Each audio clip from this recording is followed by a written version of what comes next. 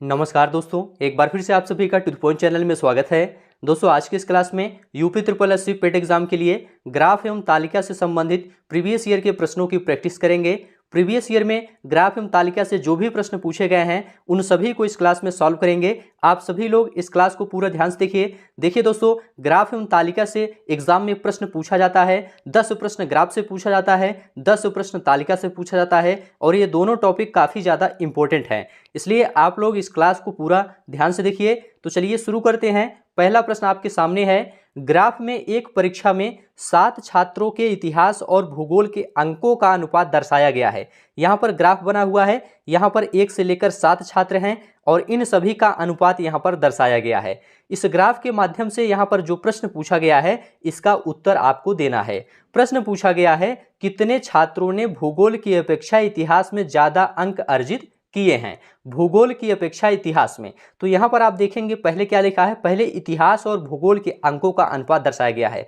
तो क्या करेंगे दोस्तों, पहले हम इतिहास लिखेंगे, ठीक है, पहले इतिहास लिखेंगे और इसके नीचे हम लिखेंगे भूगोल, ठीक है। अब यहाँ पर दोस्तों देखिए, जो अनुपात दर्शाया गया है दशमलव में है, इसको हम क्या करेंगे, भिन्न में बना लेंगे। इससे हमें स्पष्ट हो जाएगा कि इतिहास का मान कौन सा है और भूगोल का मान कौन सा है। तो पहला है देखिए 0.65। 0.65 का मतलब इसे हम 65/100 लिख सकते हैं, क्योंकि यहाँ पर 2 अंक पर दशमलव है, इसलिए इसके नीचे हम 1 लिखकर 2 जीरो बढ़ा देंगे। तो क्या लिखेंगे हम 65/100, ठीक है। अब 65/100 का मतलब 65 ये इतिहास का मान हो गया और 100 ये भूगोल का मान हो गया, ठीक है। ऐसे ही दूसरा देखेंगे, दूसरा क्या है, 0.85 है, तो इसे हम दोस्तों क्या लिख सकते हैं, 85/100 लिख सकते हैं, ठीक है। अगला है दोस्तों 0.35, इसे हम क्या लिखेंगे, इसे हम 35/100 लिख देंगे, ठीक है, क्योंकि 2 अंक पर दशमलव है इसलिए नीचे 100 लिखेंगे। आगे है दोस्तों 1.25, तो इसे हम लिखेंगे 125/100 लिखेंगे, क्योंकि 2 अंक पर दशमलव यहाँ पर भी है। इसके बाद है दोस्तों 1.4। 1.4 का मतलब 14/10 लिखेंगे, क्योंकि 1 अंक पर दशमलव है इसलिए 1 लिखकर 1 जीरो ही बढ़ाएंगे, ठीक है। आगे है दोस्तों 0.95, इसे हम क्या लिखेंगे, 95/100 लिखेंगे, क्योंकि 2 अंक पर दशमलव है। और अगला है 1.55, इसे हम क्या लिखेंगे, 155/100 लिखेंगे।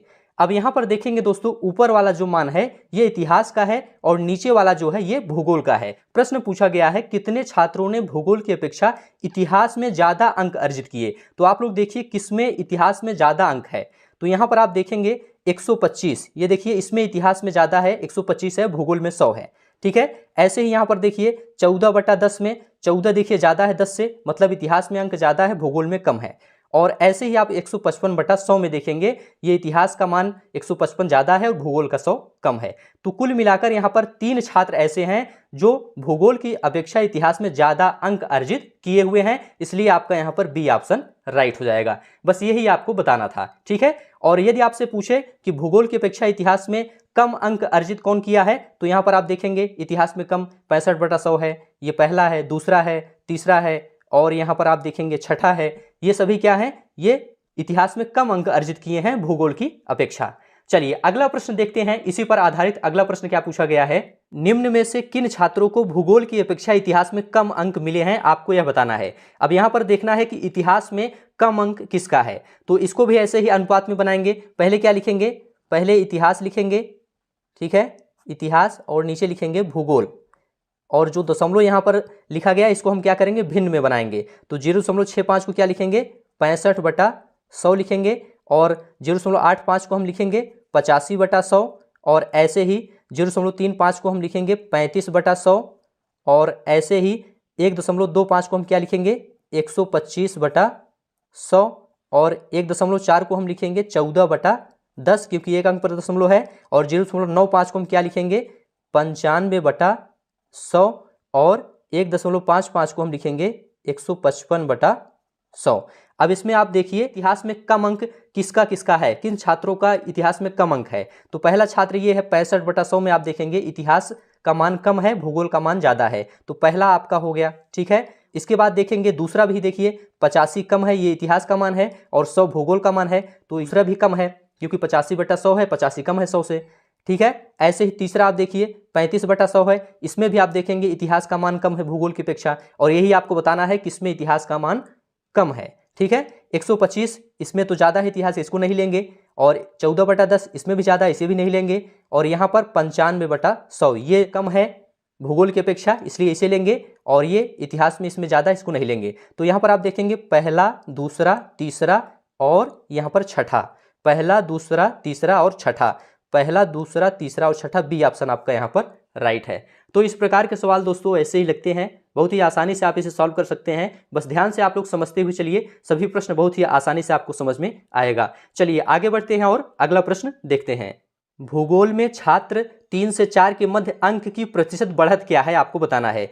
छात्र 3 से 4 में प्रतिशत बढ़त क्या है, आपको यह बताना है। तो देखिए दोस्तों, यहाँ पर क्या है, यहाँ पर अनुपात दिया गया है। क्या दिया गया है? इतिहास या भूगोल के अंकों को नहीं यहाँ पर दर्शाया गया है, बल्कि अनुपात को दर्शाया गया है। इसलिए यहाँ पर जो प्रश्न पूछा गया है इसका उत्तर आप नहीं दे सकते, क्योंकि आंकड़े अपर्याप्त हैं। ठीक है, इसलिए डी ऑप्शन आपका यहाँ पर राइट हो जाएगा। चलिए आगे बढ़ते हैं, अगला प्रश्न देखेंगे। इतिहास या भूगोल के अधिकतम अनुपात का और न्यूनतम अनुपात का अंतर क्या है, आपको यह बताना है। तो अधिकतम अनुपात कौन सा है? 1.55 है, लिखेंगे 1.55। ठीक है। और न्यूनतम अनुपात क्या है? 0.35 है। यहाँ पर देखिए 0.35 है, तो लिखेंगे 0.35। इनका अंतर आपको बताना है, मतलब माइनस करना है। तो क्या करेंगे, 5 में 5 घटाएंगे तो 0 हो जाएगा, 5 में 3 घटाएंगे तो 2 हो जाएगा, दशमलव लगाएंगे, 1 में 0 घटाएंगे तो 1 ही आएगा, 1.20। 1.20 का मतलब डी ऑप्शन आपका यहाँ पर राइट हो गया। ऐसे ही प्रश्न पेट एग्जाम में पूछे जाते हैं ग्राफ से संबंधित, तो ध्यान से आप लोग देखते हुए चलिए, बहुत ही अच्छे से आपको समझ में आएगा। चलिए अगला प्रश्न अब देखेंगे। छात्र 4 को भूगोल में 60 अंक मिले, उसके इतिहास में कितने अंक हैं, आपको बताना है। तो छात्र 4 ये है और इसका अनुपात क्या है? 1, 2, 3, 4, ये वाला 1.25 है। तो लिखेंगे छात्र 4 का अनुपात, छात्र 4 का अनुपात बराबर क्या हो जाएगा? यहाँ पर दिया है 1.25, तो लिखेंगे 1.25। इसको हम भिन्न में बना लेंगे तो लिखेंगे 125/100, क्योंकि यहाँ पर 2 अंक पर दशमलव है इसलिए। ठीक है, इसे सरल करेंगे तो 25 पंचे 125, 25 चौका 100, 5/4 आ गया। ठीक है, यहाँ पर दोस्तों देखिए, यहाँ पर भूगोल का अंक दिया गया है और इतिहास का अंक आपसे पूछा गया है। तो यहाँ पर छात्र 4 का जो अनुपात है 5/4 है, तो लिखेंगे 5/4। इसमें क्या करेंगे, 60 का गुणा कर देंगे, गुणे 60 कर देंगे। इसको सरल कर देंगे, किससे कटेगा? 15 चौका 60, ये कट गया, 15 का 5 में गुणा, 15 पचे 75। ये दोस्तों आपका सी ऑप्शन राइट हो गया। इतिहास में कितने अंक हैं? 75 अंक हैं। ठीक है, भूगोल में 60 अंक दिया है, तो इतिहास में कितने अंक आए हुए हैं? 75 अंक। ठीक है, तो इस प्रकार के सवाल ऐसे ही लगते हैं, सी ऑप्शन आपका यहाँ पर राइट है। चलिए अगला प्रश्न अब देखेंगे। ग्राफ का अध्ययन कर निम्नलिखित प्रश्नों के उत्तर दें। कच्चे ऊन का उत्पादन मीट्रिक टन में दिया गया है। यहाँ पर दोस्तों 2013 से लेकर 2021 के बीच कच्चे ऊन का जो उत्पादन है वह मीट्रिक टन में दिया गया है। इस पर आधारित प्रश्न का उत्तर आपको देना है। प्रश्न पूछा गया है, कच्चे ऊन के उत्पादन में उच्चतम वृद्धि का वर्ष क्या था, आपको यह बताना है। 4 विकल्प दिया गया है, चारों विकल्प में आपको बताना है किस वर्ष में उच्चतम वृद्धि दर्ज की गई है कच्चे ऊन के उत्पादन में। तो पहला विकल्प है 2017 2018। तो यहाँ पर आप देखिए 2017 2018, इन दोनों के बीच आप देखेंगे 65 से 76 हुआ है। 65 से 76 का मतलब क्या हुआ, कितनी वृद्धि हुई? 11 मीट्रिक टन की वृद्धि हुई है। तो 11 मीट्रिक टन इसको लिख लेते हैं, सभी का पहले लिख लेते हैं, उससे क्लियर हो जाएगा किसका ज्यादा है। जिसका ज्यादा रहेगा वही आंसर हो जाएगा। 2020-21 दिया है, 2020-21 कहां पर है? ये है 2020 और 21। 68 से 73 हुआ है, 68 से 73 मतलब 5 मीट्रिक टन की वृद्धि हुई है, तो 5 इसे लिख देते हैं। 2016-17 आगे लिखा गया है, 2016-17 ये है। 53 से 65 हुआ है, 53 से 65 का मतलब क्या होता है? 12 मीट्रिक टन की वृद्धि हुई है इसमें। ठीक है, 2019-20 दिया है, 2019-20 ये है। 58 से 68 हुआ है, 58 से 68 का मतलब यहाँ पर 10 मीट्रिक टन की वृद्धि हुई है। तो इसमें देखिए किस वर्ष सबसे ज्यादा वृद्धि हुई है, तो देखेंगे सी वाला ऑप्शन। देखिए इसमें 12 मीट्रिक टन की वृद्धि हुई है इन चारों वर्षों की अपेक्षा। तो यहाँ पर आपका सी ऑप्शन बिल्कुल राइट हो जाएगा। तो इस प्रकार के सवाल दोस्तों ऐसे ही लगते हैं। चलिए अगला प्रश्न अब देखेंगे। पहले 4 वर्षों के उत्पादन की तुलना में अंतिम 4 वर्षों के उत्पादन में कितने प्रतिशत की वृद्धि हुई है। तो यहाँ पर देखिए पहले 4 वर्षों का जो उत्पादन है इसका पहले योग करिए, उसके बाद अंतिम 4 वर्षों का उत्पादन का योग करिए और देखिए कितनी वृद्धि हुई है अंतिम 4 वर्षों में। ठीक है, तो पहले क्या लिखेंगे? पहले 4 वर्षों का कुल उत्पादन लिखेंगे, पहले 4 वर्षों का कुल उत्पादन। ठीक है, तो क्या हो जाएगा? पहले 4 वर्षों का 56, 51, 53, 65 का योग करेंगे, लिखेंगे 56 + 51 + 53 + 65। इसका योग करेंगे क्या हो जाएगा, इसका योग करेंगे तो 225 आ जाएगा। ठीक है, ऐसे ही अब क्या लिखेंगे, अंतिम 4 वर्षों का कुल उत्पादन लिखेंगे, अंतिम 4 वर्षों का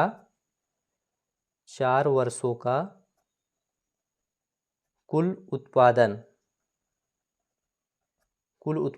क्या हो जाएगा, अंतिम 4 वर्षों का 76, 58, 68 और 73 का योग करेंगे।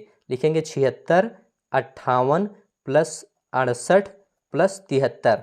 इसका योग करेंगे तो क्या हो जाएगा, इसका योग दोस्तों 275 आ जाएगा। ठीक है, कितना आ जाएगा, 275 आ जाएगा। अब देखिए इसमें अंतिम 4 वर्षों के उत्पादन कितने प्रतिशत की वृद्धि हुई है आपको यह बताना है। तो 225 था, 275 हो गया, कितनी वृद्धि हुई, 50 की वृद्धि हुई है। 50 की वृद्धि हुई है तो इसे हम प्रतिशत में बनाएंगे, क्योंकि यहाँ पर पूछा गया है कितने प्रतिशत की वृद्धि हुई है। तो लिखेंगे प्रतिशत वृद्धि बराबर कितनी वृद्धि हुई है 50 की, तो 50 ऊपर लिखेंगे, बटा किससे वृद्धि हुई है 225 से, तो 225 हम नीचे लिखेंगे और गुणे 100 कर देंगे।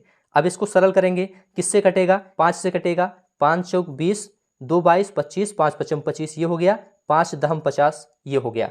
ठीक है, और इसके बाद अभी 5 से ये कटेगा, 5 9 45 और 5 दूनी 10 बराबर क्या हो गया, 100 का 2 में गुणा 200 हो गया। 200 में हम क्या करेंगे, 9 से भाग करेंगे। 200 में 9 से भाग करेंगे तो क्या हो जाएगा, 9 दूनी 18, 2 20, फिर 20 बन गया, फिर 9 दूनी 18, 2 20 दशमलव लगाएंगे, फिर 20 बन जाएगा, फिर 9 दूनी 18, 22.2%। आपका यहाँ पर 22.2%, बी ऑप्शन आपका राइट हो जाएगा। तो इस प्रकार के सवाल दोस्तों ऐसे ही लगते हैं। चलिए अगला प्रश्न अब देखेंगे, 8 वर्षों के दौरान औसत उत्पादन क्या था आपको यह बताना है। तो यहाँ पर जो मान दिया गया है 8 वर्षों के दौरान उत्पादन का, इन सब का औसत निकालेंगे। औसत निकालने के लिए क्या करेंगे, इन सब का योग कर देंगे और इनकी संख्या से भाग कर देंगे तो औसत आ जाएगा। ठीक है, तो लिखेंगे 8 वर्षों के दौरान औसत, 8 वर्षों के दौरान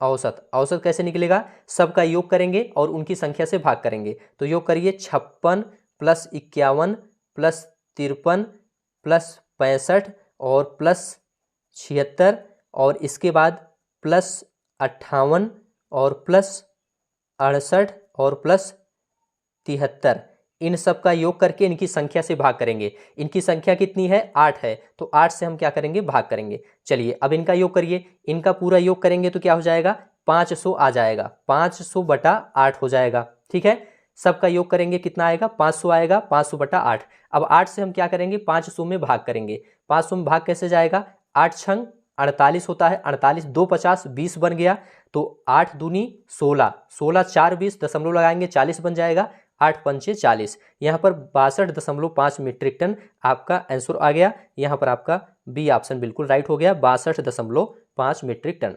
तो इस प्रकार के सवाल ऐसे ही लगते हैं। आपको केवल औसत निकालना था। औसत निकालने के लिए क्या करेंगे, कुल संख्याओं का योग कर देंगे और उनकी संख्या से भाग कर देंगे। कुल संख्याओं का योग करने पर कितना आया, 500 आया। 500 में आपने 8 से भाग दिया तो 62.5 आ गया। चलिए अगला प्रश्न अब देखेंगे, उत्पादन में पिछले वर्ष की तुलना में अधिकतम प्रतिशत घटत किस वर्ष रही, आपको यह बताना है। तो ग्राफ में आपको देखना है किस वर्ष सबसे ज्यादा घटत हुई है। तो इसमें आप देखेंगे 2014 और 15 में देखेंगे 56 से 51 हुआ है, 5 की कमी हुई है। और 2018 और 19 में देखेंगे 76 से 58 हुआ है, मतलब 18 की कमी हुई है। और किसी में कमी नहीं हुई है, केवल 2 वर्षों में, 14 से 15 में और 18 से 19 में। तो सबसे ज्यादा किस में घटित हुई है, तो आप देखेंगे 76 से 58 हुआ है, सबसे ज्यादा इसमें 18 की कमी हुई है। तो इसका मतलब यहाँ पर 2018-19 बिल्कुल आपका राइट हो जाएगा, ए ऑप्शन आपका यहाँ पर राइट हो जाएगा। तो बहुत ही आसान प्रश्न था, ऐसे ही प्रश्न पूछे जाते हैं। चलिए इसी पर आधारित और प्रश्न देख लेते हैं। 2014-15 में कच्चे ऊन का उत्पादन 2019-20 के उत्पादन का कितना था, आपको यह बताना है। तो यहाँ पर आपको तुलना करना है। तो आप लोग देखिए 2014-15 में उत्पादन कितना है, 51 है, तो 51 लिखेंगे। और 2019-20 में आप देखेंगे उत्पादन 68 है, तो बटा 68 लिखेंगे। ठीक है, अब दोनों को काट देंगे, 17 से कटेगा 17 त्रिक 51, 17 चौका 68, 17 से दोनों कट गया, इसलिए 3/4 आपका यहाँ पर आंसर हो गया। डी ऑप्शन आपका यहाँ पर राइट हो गया। बहुत ही आसान प्रश्न था, ऐसे ही लगता है। चलिए अगला प्रश्न देखेंगे अब। अब यहाँ से दोस्तों तालिका से संबंधित प्रश्न शुरू है। तो दी गई तालिका के आधार पर प्रश्नों का उत्तर देना है। यहाँ पर 5 सेल्समैन द्वारा अर्जित वार्षिक कमीशन दिया गया है। 5 सेल्समैन हैं यहाँ पर A, B, C, D, E। इनका जो वार्षिक कमीशन है 2015 से लेकर 2020 तक यह दिया गया है। इस पर आधारित प्रश्न का उत्तर देना है। तो पहला प्रश्न है दोस्तों, किस वर्ष में सेल्समैन C द्वारा अर्जित कमीशन पिछले वर्ष की तुलना में अधिकतम वृद्धि दर्शाता है? आपको यह बताना है सेल्समैन सी का। तो पहला दिया है 2016। तो 2016 में पहले आप देखेंगे सी द्वारा जो अर्जित कमीशन है पिछले वर्ष की तुलना में कितना वृद्धि दर्शाता है। देखिए 2016 से पहले 26,200 था और 2016 में 27,800 हो गया है। ठीक है, तो कितनी वृद्धि हुई है? 1600 की वृद्धि हुई है। तो 1600 यहाँ पर लिख देंगे। 2017 वाले में आप देखिए यहाँ पर तालिका में 2017 में आप देखेंगे पिछले वर्ष 27,800 था और उसके बाद 2017 में 28,200 हो गया। तो यहाँ पर दोस्तों 400 की वृद्धि हुई है। ठीक है, 400 यहाँ लिख देंगे। 2018 वाले में देखेंगे, 2018 में आप देखेंगे 28,200 पहले था पिछले वर्ष और 2018 में आकर 29,100 हो गया। तो इसमें लगभग 900 की वृद्धि हुई है, इसे लिख देंगे। ठीक है, ऐसे ही 2019 में देखेंगे, 2019 में आप देखेंगे पहले 29,100 था और उसके बाद 2019 में 29,400 हो गया। इसमें 300 की वृद्धि हुई है। ठीक है, अब इसमें आप देखेंगे चारों में सबसे ज्यादा वृद्धि किसमें हुई है? तो 2016 में सबसे ज्यादा वृद्धि हुई है 1600 की। ठीक है, तो ए ऑप्शन आपका यहाँ पर राइट हो जाएगा। इस तरह से आप विकल्प के माध्यम से आसानी से इसे सॉल्व कर सकते हैं।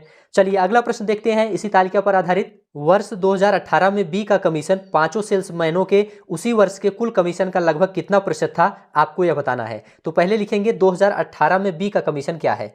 लिखिए 2018 में बी का कमीशन, बी का कमीशन कितना है? तो इसमें आप देखेंगे तालिका में 2018 में बी का कमीशन 28,000 है। कितना है? 28,000, इसको लिखेंगे। और उसके बाद 2018 में 5 सेल्समैनों का कुल कमीशन क्या है? लिखेंगे 2018 में 5 सेल्समैनों का कुल कमीशन, 5 सेल्समैनों का, 5 सेल्समैनों का कुल कमीशन, 5 सेल्समैनों का कुल कमीशन कितना है? तो इसमें आप देखेंगे तालिका में लिखा गया है 1,46,960। कितना है? 1,46,960। अब इसमें दोस्तों क्या करना है, इसमें पूछा गया है वर्ष 2018 में बी का कमीशन 5 सेल्समैनों के उसी वर्ष के कुल कमीशन का लगभग कितना प्रतिशत था। तो क्या करेंगे, यहाँ पर प्रतिशत निकाल देंगे। 28,000 को हम क्या करेंगे, ऊपर लिखेंगे और बटा 1,46,960 को नीचे लिखेंगे, गुणे 100 कर देंगे। प्रतिशत आसानी से आपका निकल जाएगा। कैसे निकलेगा? 1 जीरो से 1 जीरो आपका कैंसिल हो जाएगा और उसके बाद 14,696 से 28,000 में भाग करेंगे तो भागफल 1.905 आ जाएगा। ठीक है, 1.905 आ जाएगा। अब 1.905 का 10 में गुणा कर लेंगे तो कितना हो जाएगा? 19.05% हो जाएगा। कितना हो जाएगा? 19.05%।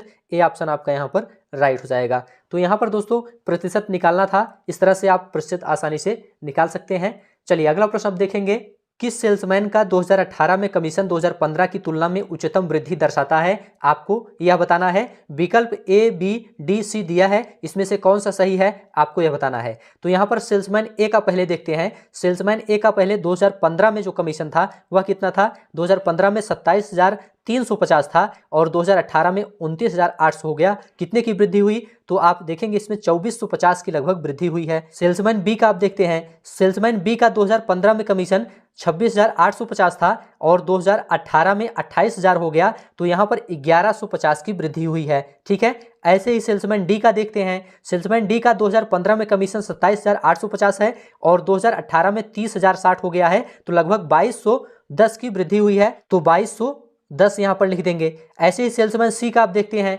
सेल्समैन सी का कमीशन 2015 में 26,200 था, 2018 में 29,100 हो गया है। तो इसमें लगभग 2,900 की वृद्धि हुई है। तो यहाँ पर 2,900 लिख देंगे। अब यहाँ पर आप देखेंगे सबसे उच्चतम वृद्धि कौन दर्शा रहा है? सबसे उच्चतम वृद्धि 2,900 यहाँ पर सी दर्शा रहा है, सेल्समैन सी। तो यहाँ पर आपका डी ऑप्शन बिल्कुल राइट हो जाएगा। तो इस प्रकार के सवाल दोस्तों ऐसे ही लगते हैं। चलिए अगला प्रश्न अब देखेंगे, निम्न में से किस वर्ष में किसी भी सेल्समैन द्वारा अर्जित उच्चतम और न्यूनतम कमीशन का अंतर अधिकतम है? आपको यह बताना है। यहाँ पर वर्ष दिया गया है 2017, 2018, 2019, 2020। इन चारों वर्षों का उच्चतम और न्यूनतम कमीशन का अंतर आपको निकालना है और देखना है किसका अंतर अधिकतम है। तो चलिए पहले 2017 का निकालते हैं। 2017 में आप देखेंगे उच्चतम कमीशन 29,800 है और न्यूनतम कमीशन क्या है 25,200 है, ठीक है। और इनका अंतर कर देंगे तो आपका आ जाएगा लगभग 4600, ठीक है। ऐसे ही 2018 में भी आपको देखना है।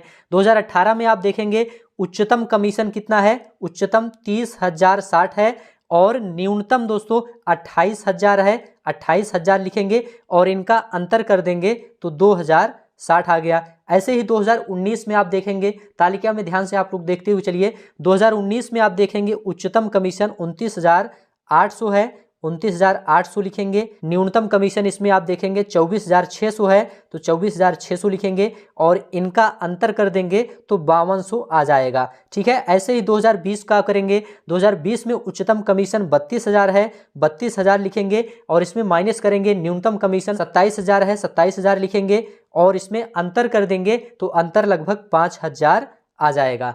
अब इसमें आपको देखना है सबसे ज्यादा अंतर किसमें है। सी ऑप्शन देखिए, 2019 में सबसे ज्यादा अंतर है क्योंकि 5200 का अंतर आ रहा है, तो यहां पर आपका सी ऑप्शन बिल्कुल 2019 आपका राइट हो जाएगा। 2019 में उच्चतम और न्यूनतम कमीशन का अंतर अधिकतम है, इसलिए सी ऑप्शन आपका राइट है। चलिए आगे बढ़ते हैं और अगला प्रश्न देखते हैं। वर्ष 2019 में सेल्समैन डी द्वारा अर्जित कमीशन ए द्वारा अर्जित कमीशन का लगभग कितना प्रतिशत है, आपको यह बताना है। तो सबसे पहले लिखेंगे 2019 में सेल्समैन डी द्वारा अर्जित कमीशन, लिखेंगे 2019 में सेल्समैन डी द्वारा अर्जित कमीशन क्या है 29,800 है। कितना है 29,800 है, आप लोग तालिका में देख सकते हैं।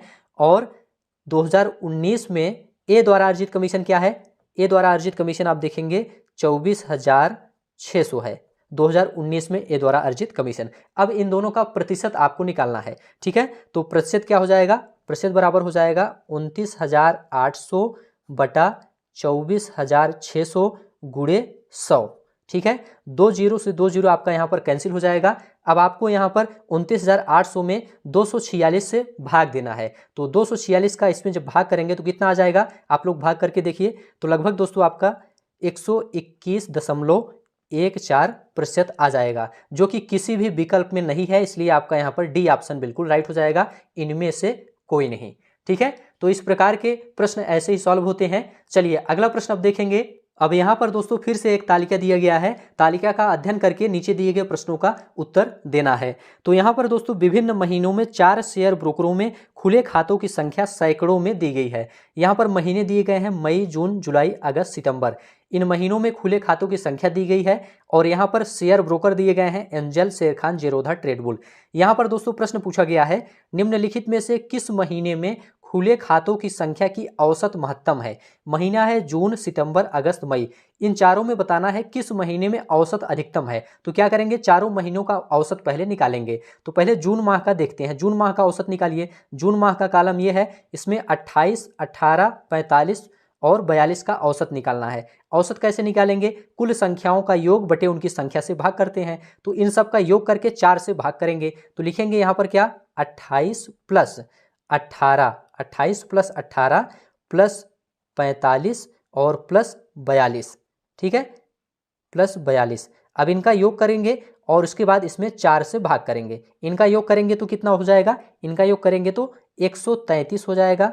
133 में 4 से भाग करेंगे, 4 से भाग करके देखिए कितना आता है, 4 तिहाई 12, 1 13, फिर 4 तिहाई 12, 1 13 दशमलव, फिर 4 दूनी 8, 2 10, फिर 4 पंचे 20, मतलब 33.25 आया, ठीक है। अब ऐसे ही सितंबर माह का आपको निकालना है। सितंबर माह का औसत आप कैसे निकालेंगे, सितंबर माह का कॉलम ये है 55, 45, 40 और 60 का औसत आपको निकालना है। तो इसमें क्या करेंगे, लिखेंगे 55 प्लस 45 प्लस 40 प्लस 60, इनका योग करके 4 से भाग करेंगे। इनका योग क्या हो जाएगा, इनका योग हो जाएगा 200, 200 बटा 4, 4 से इसमें भाग करेंगे तो कितना हो जाएगा, 4 पंचे 20 और आगे जीरो है तो जीरो लगा देंगे तो 50 आ गया, ठीक है। अब ऐसे ही अगस्त माह का आपको निकालना है। तो यहाँ पर लिखते हैं अगस्त माह का औसत क्या हो जाएगा।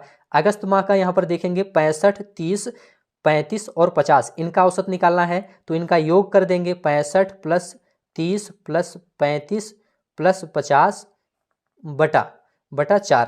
अब इनका आपस में योग करिए कितना होता है, तो इनका योग करेंगे दोस्तों आपका यहाँ पर हो जाएगा 180 और बटा 4।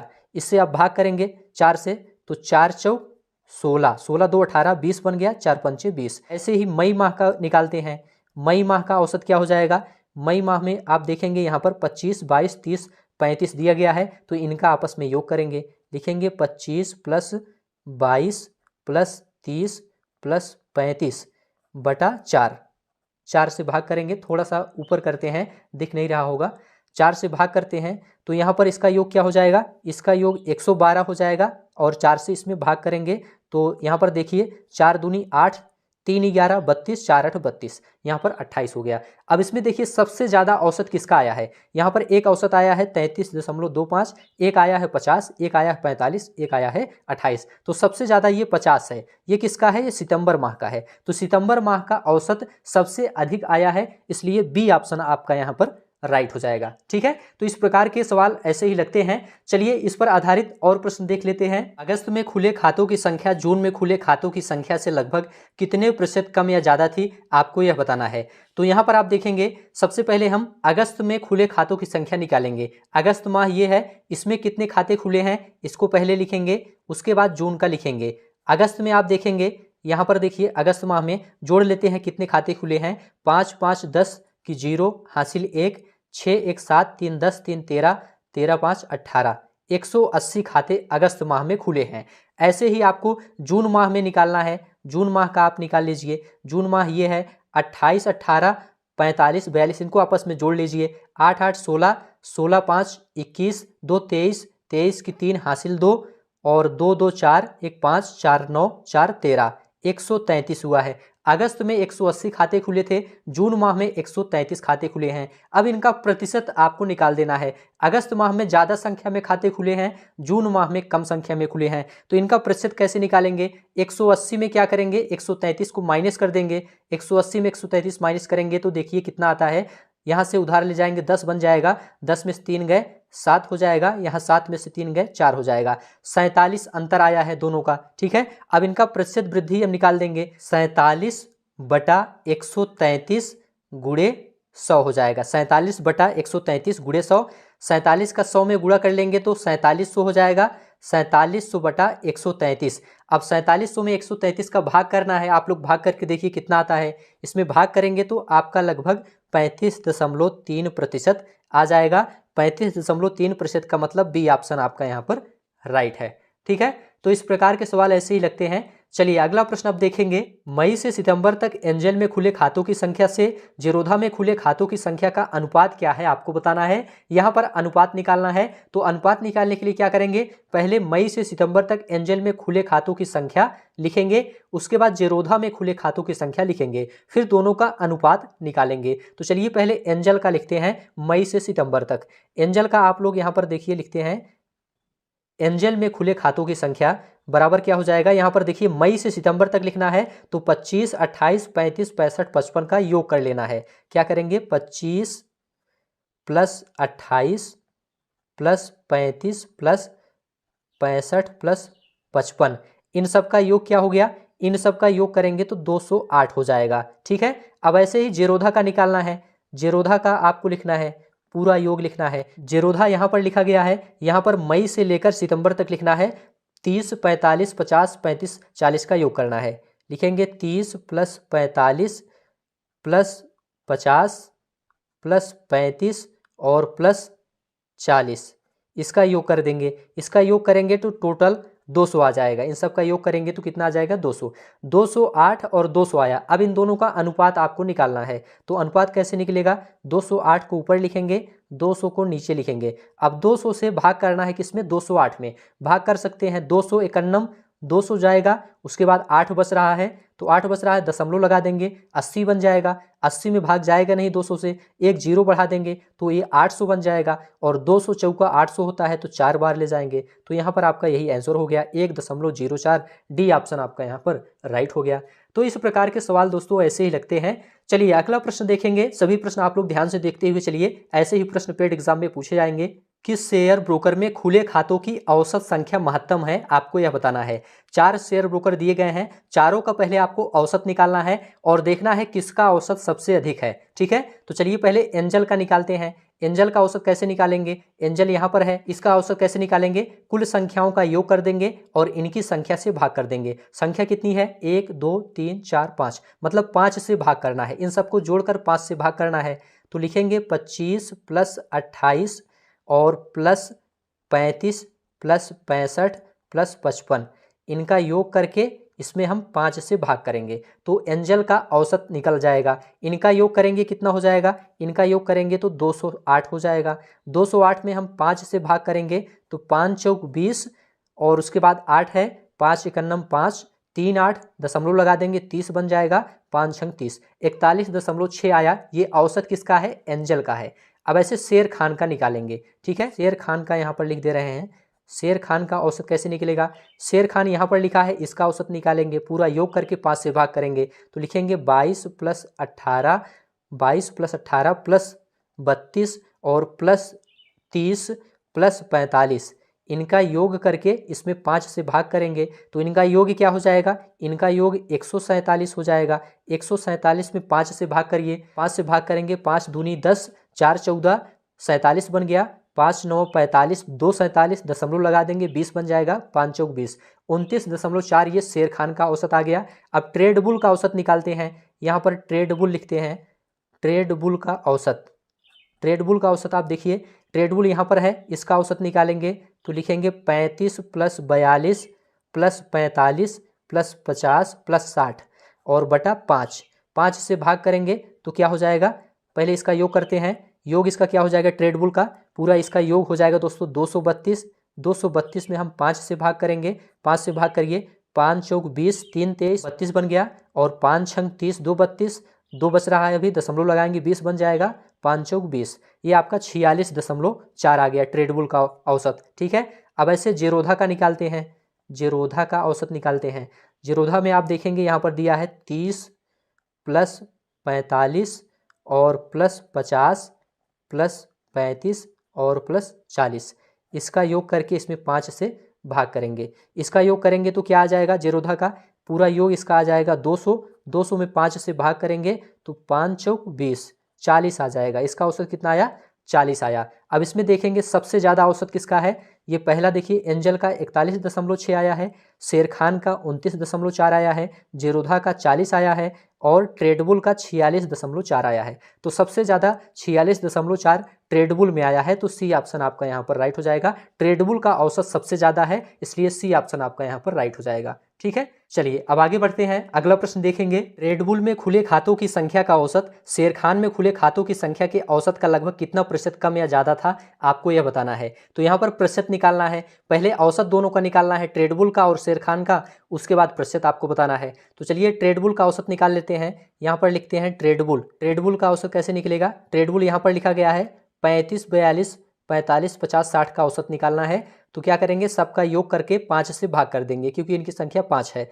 तो लिखेंगे 35 प्लस 42 प्लस 45 प्लस 50 और प्लस 60 बटा 5 कर देंगे और इसके बाद क्या करेंगे, इनका योग करेंगे, इनके योग में हम 5 से भाग करेंगे, इनका योग हो जाएगा दोस्तों 232 बटा 5, इसमें भाग करिए, 5 चौक 20, 3 23 32 हो गया, 5 छंग 30, 2 32 दशमलव लगा देंगे 20 बन जाएगा, 5 चौक 20, ये 46.4 औसत आ गया ट्रेडबुल का।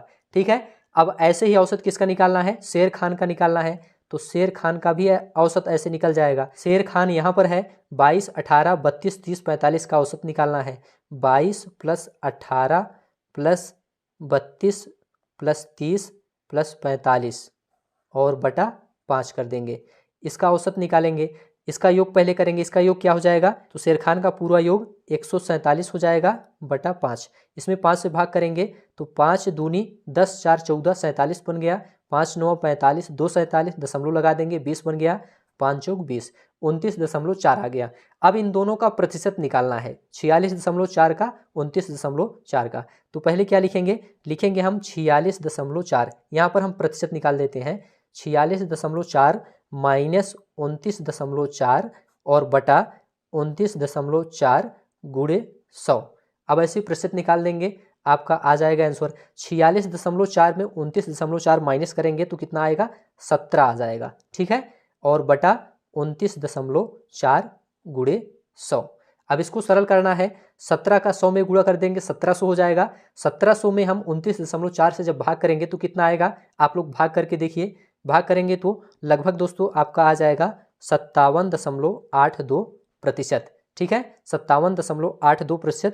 ए ऑप्शन आपका यहाँ पर राइट है। यहाँ पर स्पेस ज़्यादा नहीं है इसलिए कैलकुलेशन नहीं कर सकते हैं, आप लोग भाग करके देखिए। 57.82% आपका आंसर आएगा। ए ऑप्शन आपका राइट हो जाएगा। चलिए आगे बढ़ते हैं, अगला प्रश्न देखेंगे। अब यहाँ से दोस्तों शिफ्ट सेकंड में पूछे गए प्रश्नों को सॉल्व करेंगे। ये सभी प्रश्न प्रीवियस ईयर में पूछे गए हैं, तो ध्यान से आप लोग इन्हें देखते हुए चलिए, ऐसे ही प्रश्न पेट एग्जाम में देखने को मिलेगा। प्रश्न है दोस्तों, निम्नांकित रेखाचित्र में सीमेंट का उत्पादन दर्शाया गया है, इसका अध्ययन करें तथा प्रश्नों का उत्तर दें। यहाँ पर दोस्तों प्रश्न पूछा गया है ग्राफ के माध्यम से, उत्पादन अधिकतम स्तर तक इस वर्ष घटा, मतलब किस वर्ष उत्पादन घटा है आपको यह बताना है। यहाँ पर वर्ष दिया गया है 2012-13, 15-16, 16-17, 19-20। इस ग्राफ के माध्यम से आपको उत्तर देना है। तो चलिए सॉल्व करते हैं। पहले 2012-13 में देखते हैं कितना घटा है, उत्पादन अधिकतम कितना घटा है 2012-13 में। तो यहाँ पर देखिए 2012 और 13 ये है, 2012 2013 58 था, 58 से यहाँ पर कितना हुआ है 55 हुआ है, तो लगभग 3 मिलियन टन की कमी हुई है। कितने मिलियन टन की, 3 मिलियन टन की कमी हुई है, तो 3 यहाँ पर लिख देंगे। ठीक है, अब ऐसे 2015-16 में देखते हैं कितनी कमी हुई है। 2015-16 यहाँ पर है, 2015 में 98 था, 2016 में 60 हो गया, तो 98 से 60 हुआ है, कितनी कमी हुई है यहाँ पर 38 मिलियन टन की कमी हुई है, क्योंकि 60 30 90 8 98 मतलब 38 मिलियन टन की कमी हुई है। ठीक है, और आगे है 2016-17, 2016-17 में आप देखेंगे 60 था, 60 से 55 हुआ है, मतलब 5 मिलियन टन की कमी हुई है, तो 5 मिलियन टन यहाँ पर लिख देंगे। और आगे 2019-20 का देखेंगे, 2019-20 यहाँ पर है।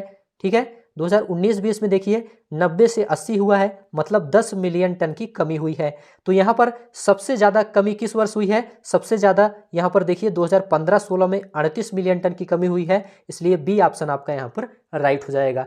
तो ऐसे ही प्रश्न पेट एग्जाम में पूछे जाते हैं, आपको ग्राफ के माध्यम से इनका उत्तर देना होता है। ग्राफ आप समझ लेंगे तो आसानी से प्रश्न का उत्तर दे पाएंगे। चलिए इस ग्राफ पर आधारित दूसरा प्रश्न देखते हैं। उत्पादन में पिछले वर्ष की तुलना में किस वर्ष के दौरान अधिकतम वृद्धि हुई है, आपको यह बताना है ग्राफ के माध्यम से। यहाँ पर वर्ष दिया गया है, वर्ष में देखना है कि पिछले वर्ष की तुलना में इस वर्ष कितनी वृद्धि हुई है। तो चलिए 2013-14 में पहले देखते हैं। 2013-14 ये है, 13-14 में आप देखेंगे 90 मिलियन टन है उत्पादन। ठीक है, और पिछले वर्ष की तुलना में देखेंगे, पिछले वर्ष 55 था, 55 से 90 हुआ है, मतलब कितनी वृद्धि हुई है, तो आप देखेंगे इसमें लगभग 35 मिलियन टन की वृद्धि हुई है। ठीक है, 55 35 जोड़ देंगे तो 90 हो जाएगा, तो यहाँ पर हम 35 मिलियन टन लिख देंगे। ठीक है, ऐसे ही 2017-18 में देखते हैं। 2017-18 ये है 80 मिलियन टन है, और इसके पहले पिछले वर्ष में 55 था, उसके बाद 80 हुआ है, तो 55 से 80 मतलब कितनी वृद्धि हुई है, 25 मिलियन टन की वृद्धि हुई है, 25 यहाँ पर लिख देंगे।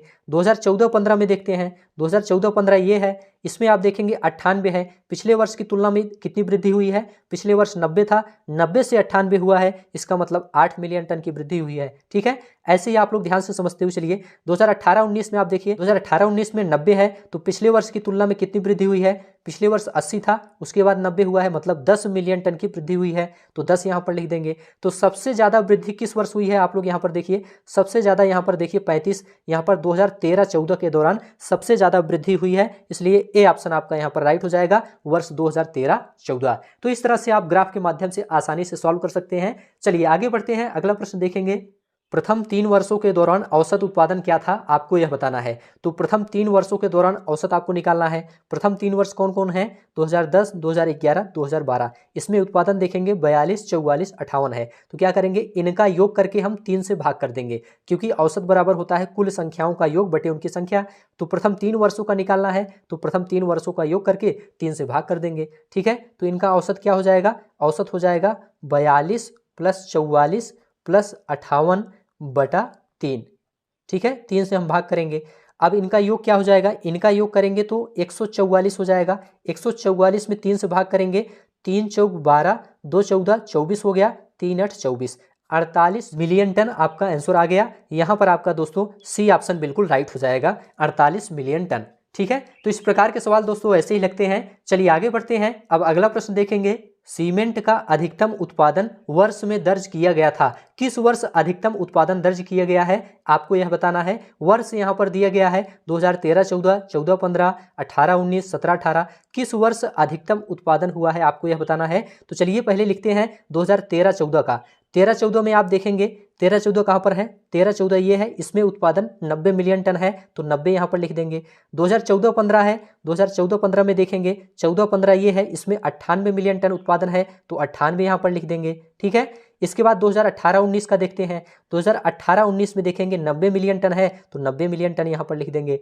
और 2017-18 में देखते हैं, 2017-18 कहाँ पर है, ये है, इसमें देखिए 80 मिलियन टन उत्पादन हुआ है तो यहाँ पर 80 मिलियन टन लिखेंगे। ठीक है, अब सबसे ज़्यादा उत्पादन किस वर्ष हुआ है आप देखेंगे, सबसे ज़्यादा उत्पादन 98 ये 2014-15 में हुआ है, इसलिए बी ऑप्शन आपका यहाँ पर राइट हो जाएगा। 2014-15 में सीमेंट का अधिकतम उत्पादन दर्ज किया गया है, इसलिए बी ऑप्शन आपका राइट है। चलिए आगे बढ़ते हैं, अगला प्रश्न अब देखेंगे। वर्ष 2011-12 के दौरान उत्पादन वृद्धि प्रतिशत पिछले वर्ष की तुलना में कितना था आपको यह बताना है। तो यहाँ पर देखिए 2011-12 यहाँ पर है, यहाँ पर 2011-12 में उत्पादन 58 मिलियन टन था और इसके पहले 44 मिलियन टन था। तो इसमें कितना अंतर है, कितनी वृद्धि हुई है आपको यह देखना है। तो देखिए पहले 58 में हम क्या करेंगे, पिछले वर्ष 44 को माइनस कर देंगे तो लगभग 14 मिलियन टन की वृद्धि हुई है। 44 से 58 तक आने में 14 मिलियन टन की वृद्धि हुई है। तो इसका प्रतिशत हम निकाल देंगे, कैसे निकालेंगे, 14/44 कर देंगे, गुणे 100 कर देंगे। ठीक है, अब इसको सरल कर देंगे, आपका आंसर आ जाएगा। क्या करेंगे, 14 में 100 का गुणा कर देंगे तो 1400 हो जाएगा। 1400 में हम क्या करेंगे, 44 का भाग करेंगे। 1400 में 44 का भाग करिए, आपका कितना आंसर आता है, तो भाग करिए दोस्तों, यहाँ पर आपका लगभग 31.81% आंसर आ जाएगा। यहाँ पर आपका ए ऑप्शन बिल्कुल राइट हो जाएगा। तो आसान प्रश्न है, थोड़ा सा कैलकुलेशन करना है। ठीक है, भाग करना है, आप भाग कर सकते हैं, यहाँ पर आपका ए ऑप्शन राइट है। चलिए आगे बढ़ते हैं, अब अगला प्रश्न देखते हैं। अब यहाँ पर दोस्तों फिर से एक ग्राफ दिया गया है, ग्राफ पर आधारित प्रश्नों का उत्तर देना है। प्रश्न पूछा गया है, वर्ष 2014-15 से 2015-16 के दौरान यक्स के आयात में वृद्धि प्रतिशत क्या है आपको बताना है। यहाँ पर आयात लिखा गया है, ये आयात दोस्तों करोड़ रुपए में है, इसको ध्यान रखिएगा। तो 2014-15 में पहले देखेंगे, 2014-15 में आयात 900 करोड़ है, कितना है, 900 है 2014-15 में। और इसके बाद 2015-16 में आप देखेंगे, 2015-16 में आयात आपका कितना है, 1200 है। ठीक है, 1200 करोड़ है, तो यहाँ पर 1200 लिखेंगे। वृद्धि कितनी हुई है, वृद्धि 300 करोड़ की हुई है, तो इनका प्रतिशत आपको निकालना है। प्रतिशत क्या हो जाएगा, 300/900 गुणे 100। इसको सरल करेंगे, 2 जीरो से 2 जीरो कैंसिल हो जाएगा, 9 का इसमें 300 में भाग करेंगे, कितना हो जाएगा, 9 त्रिक 27, यहाँ पर लिखते हैं 9 त्रिक 27, 3 30, 30 बन गया, फिर से 9 त्रिक 27, अब दशमलव लगा देंगे, 3 बच रहा है मतलब 30 हो गया, फिर 9 त्रिक 27, तो यहाँ पर 33.3% आपका आंसर हो गया। बी ऑप्शन आपका यहाँ पर राइट हो जाएगा। चलिए आगे बढ़ते हैं, अगला प्रश्न देखेंगे। सभी वर्षों के लिए वर्ष दर वर्ष यक्स के आयात की वृद्धि का औसत आपको बताना है। यहाँ पर जो आयात लिखा गया है, इसमें हर वर्ष जो वृद्धि हुई है इसका औसत आपको बताना है। तो पहले वर्ष में क्या वृद्धि हुई है, 700 से 900 हुआ है, 200 की वृद्धि हुई है, तो 200 पहले लिखते हैं और आगे प्लस लिखते हैं। 900 से 1200 हुआ है, मतलब 300 की वृद्धि हुई है, 300 लिखते हैं और आगे प्लस 1200 से 1200, इसमें कोई वृद्धि नहीं हुई है इसलिए 0 लिखते हैं और आगे प्लस 1200 से 1300 हुआ है, मतलब 100 की वृद्धि हुई है और आगे प्लस 1300 से 2000 हुआ है, मतलब कि 700 की वृद्धि हुई है। अब इनका औसत निकालना है तो इनका पूरा योग करके इनकी संख्या से भाग करेंगे। इनकी संख्या क्या है, 1 2 3 4 5, 5 है तो इसमें हम 5 से भाग करेंगे, औसत हमारा आ जाएगा। इनका योग करिए, 7 1 8, 8 3 11, 11 2 13, 1300 आ गया। 1300 में हम 5 से भाग करेंगे, 1300 में 5 से भाग करेंगे तो क्या आ जाएगा, यहाँ पर देखिए 5 दूनी 10, 3 13, 30 बन गया, 5 छंग 30, 260, यहाँ पर 260 करोड़ रुपए आपका ए ऑप्शन बिल्कुल राइट हो जाएगा। ठीक है, तो इस प्रकार के प्रश्न ऐसे ही सॉल्व होते हैं। चलिए आगे बढ़ते हैं और अगला प्रश्न देखते हैं। विगत कितने वर्षों तक यक्स का आयात यक्स के औसत आयात से अधिक था आपको यह बताना है। तो क्या करना है, सबसे पहले पूरा औसत आपको निकालना है, यक्स का जो कुल औसत है उसको निकालना है। उसके बाद जो औसत प्राप्त होगा उससे आपको यहाँ पर वर्षों में मिलान करना है, देखना है किस वर्ष में आयात अधिक है उसके औसत आयात से। तो चलिए पहले सॉल्व करते हैं। पहले यक्स के आयात का औसत निकालते हैं। तो यक्स के आयात का औसत, यक्स के आयात का औसत, औसत बराबर क्या होता है, कुल संख्याओं का योग बटे उनकी संख्या। कुल संख्याओं का योग कर देते हैं 700 प्लस 900 और प्लस 1200 प्लस 1200 और उसके बाद प्लस 1300 और प्लस 2000, इन सब का योग करते हैं और योग करने के बाद इनकी संख्या से भाग करते हैं। इनकी संख्या क्या है, 1 2 3 4 5 6, 6 है तो 6 से भाग करते हैं। चलिए इनका योग क्या होगा, इनका योग करेंगे तो आपका आ जाएगा दोस्तों 7300। 7300 में अब हम 6 से भाग करेंगे तो 6 से भाग करिए, 6 एक अन्नम 6 एक 7 13 बन गया, 6 दूनी 12 एक 13 10 बन गया, 6 एक अन्नम 6 4 10 40 बन गया, 6 चार 36 हो गया, 36 4 40 दशमलव लगा देंगे, फिर से 40 बन गया, फिर 6 छक 36 और फिर 6 छक 36, ये 6 आएगा, 1216.66 करोड़ आएगा। ठीक है, अब आपको देखना है जो औसत ये प्राप्त हुआ है इससे किस वर्ष में आयात अधिक आया है। तो यहाँ पर आप देखेंगे 2017-18, 2018-19 में देखिए ये जो 1216 करोड़ है इससे ज़्यादा यहाँ पर आयात हुआ है, 1300 करोड़ है और 2000 करोड़ है। मतलब इन 2 वर्षों में जो आयात है ये कुल औसत आयात से अधिक है। तो यहाँ पर आपका सी ऑप्शन राइट हो जाएगा। 2 वर्षों में, कितने वर्षों तक, मतलब 2 वर्षों तक यक्स का आयात यक्स के औसत आयात से अधिक था, इसलिए सी ऑप्शन आपका यहाँ पर राइट हो जाएगा। ठीक है, यही आपको देखना था। चलिए आगे बढ़ते हैं और अगला प्रश्न सॉल्व करते हैं। यक्स के औसत आयात से अधिक आयात और यक्स के औसत आयात से कम आयात के वर्षों का अंतर आपको निकालना है। तो पिछले प्रश्न में आपने यक्स का औसत पूरा निकाला था। यक्स का औसत आयात निकालने के लिए क्या करेंगे, ये जो आयात दिया गया है इनका आपस में योग करेंगे और इनकी संख्या से भाग करेंगे। इनका योग करने पर कितना आया था, 7300 आया था पिछले सवाल में, और किससे भाग देना था, 6 से भाग देना था क्योंकि इनकी संख्या 6 है, 1 2 3 4 5 6। अब इससे भाग करेंगे तो भाग करने पर क्या आया था, ये 1216.66 करोड़ आया था। अब ये जो औसत आया था ये यक्स का औसत था, किसका, यक्स का ये औसत था। ठीक है, अब आपको देखना है जो औसत प्राप्त हुआ है किस वर्ष में आयात औसत से अधिक है और किस वर्ष में आयात औसत से कम है। तो यहाँ पर देखेंगे 2 वर्षों में अधिक है। देखिए 2018-2019 में यहाँ पर 1300 करोड़ है और 2000 करोड़ है, और यहाँ पर जो औसत आया है यक्स का ये 1216 करोड़ ही है, तो इससे केवल 2 वर्षों में ज़्यादा है। ठीक है, तो यहाँ पर क्या लिखेंगे, औसत से अधिक, औसत जो औसत प्राप्त हुआ है औसत से अधिक 2 वर्षों में, 2 वर्षों में यक्स का आयात है, यक्स का आयात है। 2 वर्ष कौन कौन है, ये है 2018-2019, यहाँ पर ज़्यादा है। और औसत से कम कितने हैं, औसत लिखेंगे, औसत से कम 4 वर्षों तक, कितने, 4 वर्षों में यक्स का आयात है। 4 वर्षों में यक्स का आयात कौन कौन है, ये है आपका 2014, 2015, 2016, 2017। ठीक है, तो यहाँ पर 4 वर्ष और 2 वर्ष जो निकल कर आया है इनका अंतर आपको बताना है। यहाँ पर पूछा गया है कि यक्स के औसत आयात से अधिक और यक्स के औसत आयात से कम आयात के वर्षों का अंतर आपको बताना है। तो 4 वर्ष और 2 वर्ष का अंतर आपको बताना है। 4 - 2 कर देंगे बराबर 2, 2 आपका यहाँ पर बी ऑप्शन आंसर हो जाएगा। ठीक है, तो इस प्रकार के सवाल ऐसे ही लगते हैं। चलिए आगे बढ़ते हैं और अगला प्रश्न देखेंगे। वर्ष 2018-19 के दौरान यक्स के आयात में प्रतिशत वृद्धि सभी वर्षों के यक्स के आयात के औसत से कितनी है, आपको यह बताना है। तो 2018-19 के दौरान यक्स का आयात क्या है, यहाँ पर देखिए 18-19 ये है, यहाँ पर यक्स का आयात 2000 है, तो लिखेंगे 2018 और 19 के दौरान यक्स का आयात क्या है, 2000 है, 2000 करोड़ रुपए है। अब आपको यहाँ पर सभी वर्षों के यक्स के आयात का औसत निकालना है, उसके बाद दोनों का प्रतिशत आपको निकालना है। तो सभी वर्षों में आयात का औसत आपने पिछले प्रश्न में निकाला था। कैसे निकाला था, सभी का योग करके 6 से भाग दिया गया था। सभी का योग करने पर कितना आया था, 7300 आया था।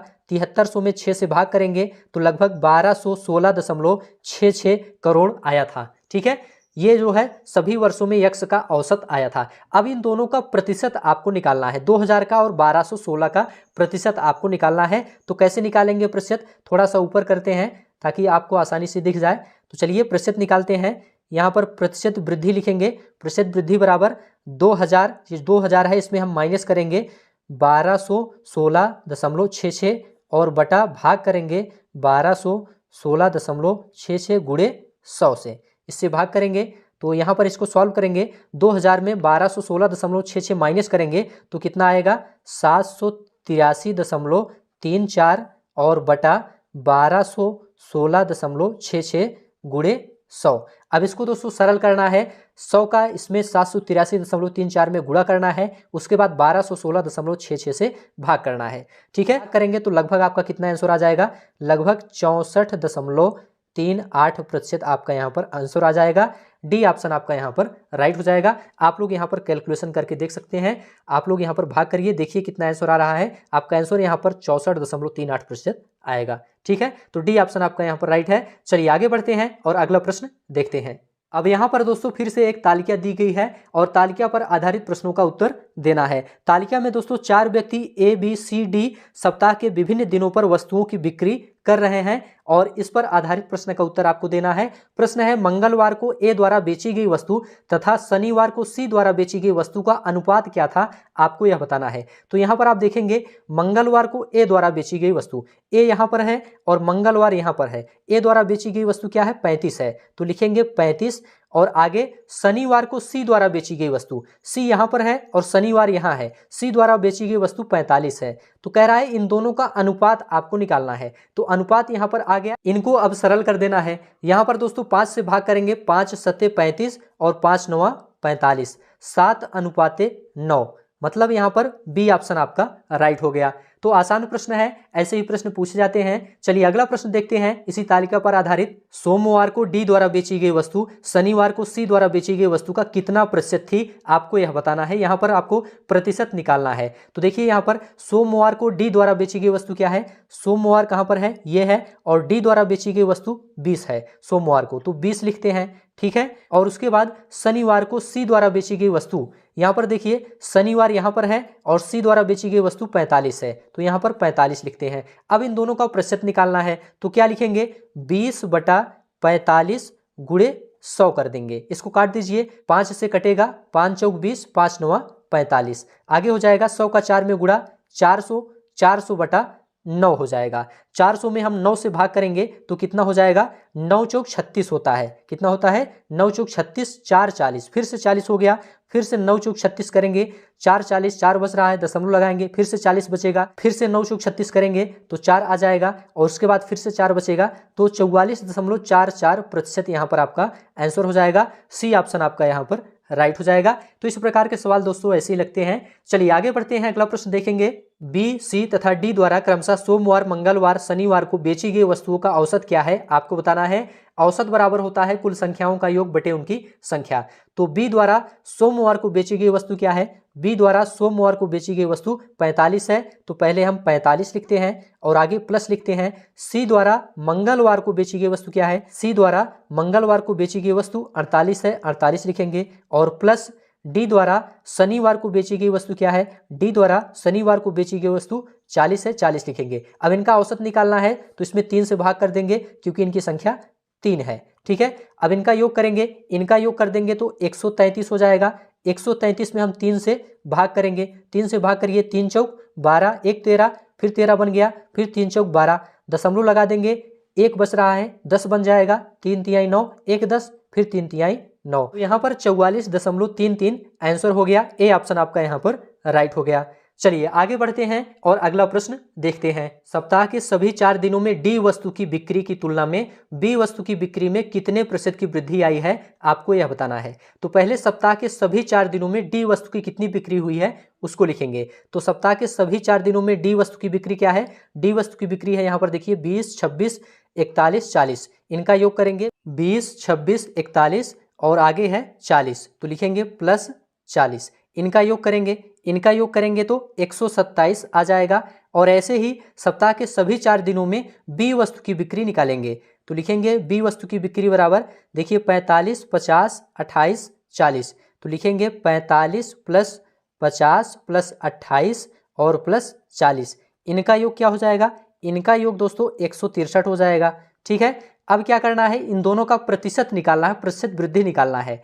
तो कैसे निकालेंगे, लिखेंगे प्रतिशत वृद्धि, प्रतिशत वृद्धि बराबर 163 माइनस 127 बटा 127 और गुणे 100। ठीक है, इसको सॉल्व करिए। 163 में 127 माइनस करेंगे तो आपका 36 आ जाएगा।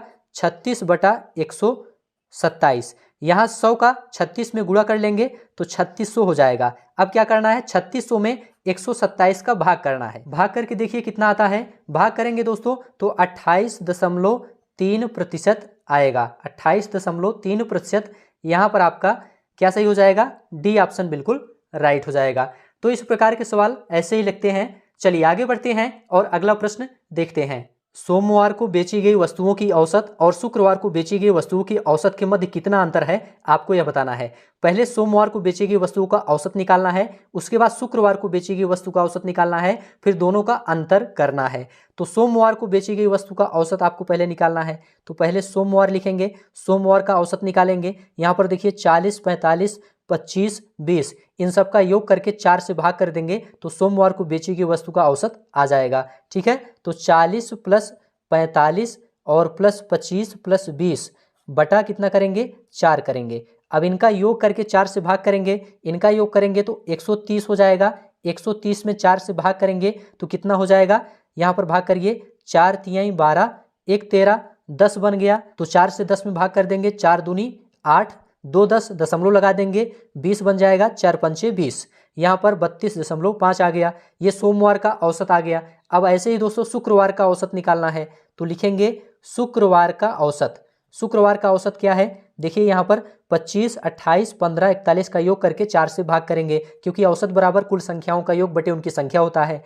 तो 25 + 28 + 15 और + 41 बटा 4, इनका योग करके 4 से भाग करेंगे। इनका योग दोस्तों 109 आ जाएगा। 109 में हम 4 से जब भाग करेंगे तो 4 से भाग करिए, 4 दूनी 8, 2 10, यहाँ पर 29 बन गया। 4 सत्ते 28, 1 29 दशमलव लगा देंगे, 10 बन जाएगा। फिर 4 दूनी 8, 2 10, फिर 4 पंचे 20, 27.25 ये शुक्रवार का औसत आ गया। अब इन दोनों का अंतर आपको बताना है, तो अंतर कर दीजिए। 32.5 में माइनस कर देंगे 27.25, तो आपका यहाँ पर क्या हो जाएगा, 5.25 यहाँ पर आपका आंसर हो जाएगा। सी ऑप्शन आपका राइट हो जाएगा। तो इस प्रकार के सवाल दोस्तों ऐसे ही लगते हैं। चलिए आगे बढ़ते हैं और अगला प्रश्न देखते हैं। अब फिर से दोस्तों यहाँ पर एक तालिका दी गई है, तालिका पर आधारित प्रश्नों का उत्तर आपको देना है। यहाँ पर दोस्तों भारत में 2010 से 2017 के मध्य फसलों का उत्पादन दिया गया है इस तालिका में, और इसके माध्यम से ही आपको प्रश्नों का उत्तर देना है। प्रश्न है, गेहूं उत्पादन में किस वर्ष के दौरान गिरावट दिखाई दी, आपको यह बताना है। गेहूं वाले ऑप्शन में आपको देखना है तालिका में। आप देखेंगे 2013-14 के दौरान 7056 टन उत्पादन हुआ है। इसके पहले दोस्तों 7112 टन उत्पादन हुआ था। तो यहाँ पर गिरावट दर्ज की गई है कब, 2013-14 में, इसलिए आपका यहाँ पर 2013-14 आपका सही है। और इसके साथ साथ दोस्तों 2014-15 में भी गिरावट दर्ज की गई है। कॉलम में आप गेहूं वाले ऑप्शन में देखेंगे तो यहाँ पर लिखा गया है 2014-15 में 6896 टन उत्पादन। इसके पहले कितना था, 7056 टन उत्पादन था, और 2014-15 में 6896 टन उत्पादन हो गया है। तो यहाँ पर भी गिरावट दर्ज की गई है, इसलिए 2014-15 भी आपका सही है। तो आयोग ने दोस्तों इस पर सभी को कॉमन अंक दिया था, इसे ध्यान रखिएगा। यहाँ पर आपका ए और सी दोनों सही है, क्योंकि 2013-14 और 2014-15 दोनों वर्षों के दौरान गिरावट दर्ज की गई है। चलिए आगे बढ़ते हैं और अगला प्रश्न देखते हैं। इनमें से किस फसल में 2013 से 2017 के मध्य उत्पादन में लगातार वृद्धि दर्ज की गई है। फसल है मक्का, जौ, दालें, बाजरा। इसमें से आपको देखना है कौन सी फसल में 2013 से 2017 के मध्य उत्पादन में लगातार वृद्धि दर्ज की गई है। तो यहाँ पर दोस्तों आप लोग तालिका में ध्यान से देखेंगे तो यहाँ पर आपका जो बाजरा वाला ऑप्शन है, बाजरा वाला जो फसल है, उसमें आप देखेंगे 2013 से 2017 के मध्य उत्पादन में लगातार वृद्धि दर्ज की गई है, इसलिए बाजरा आपका यहाँ पर राइट हो जाएगा। इस प्रकार से आप तालिका के माध्यम से आसानी से इस प्रश्न का उत्तर दे सकते हैं। डी ऑप्शन आपका यहाँ पर राइट है। चलिए आगे बढ़ते हैं और अगला प्रश्न देखते हैं। 2010-11 से 2016-17 की अवधि के मध्य आलू का औसत उत्पादन कितना है, आपको बताना है। तो आलू का औसत उत्पादन आपको बताना है। आलू का औसत आप कैसे निकालेंगे, यहाँ पर आलू वाले ऑप्शन में आप देखिए तालिका में दिया गया है 210, 220, 222, इन सब का क्या करना है, योग करके इनकी पूरी संख्या से भाग कर देना है। इनकी संख्या कितनी है, टोटल 7 है, तो 7 से भाग करना है इनको जोड़कर। तो चलिए इनका औसत निकालते हैं। पहले 210 लिखते हैं, 210 + 220 + 222 और आगे प्लस 245 प्लस 315 और यहाँ से प्लस 400 और प्लस 445 और बटा 7 से भाग करेंगे। किससे भाग करेंगे? 7 से भाग करेंगे, क्योंकि औसत बराबर कुल संख्याओं का योग बटे उनकी संख्या। अब इनका टोटल योग करेंगे, कितना हो जाएगा? टोटल योग करिए, इनका योग दोस्तों लगभग 2057 हो जाएगा इनका योग। और इसमें हम 7 से जब भाग करेंगे तो क्या हो जाएगा? 7 से भाग करिए, 7 दूनी 14, 6 20, यहाँ पर 65 बन गया, 7 9 63, 63 2 65, 2 7 के बगल में आ जाएगा, 27 बन जाएगा।